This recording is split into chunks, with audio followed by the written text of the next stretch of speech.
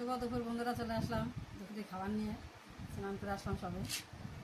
এই যে সঙ্গে আছে আলু ভাজা, এই যে দেখতেই পাচ্ছ ভাত গুছিয়ে নিয়েছি, এই গন্ধরাজ লেবু, আর এই যে আছে তেলাপিয়া মাছের তরকারি ফুলকপিতে আলু দিয়ে, আর এই যে সঙ্গে আছে শসা, আমের জল টক, আর সঙ্গে আছে মিষ্টি। এই হয়েছে আজকে দুপুরে মেনু। চলো খাইয়ে নিই।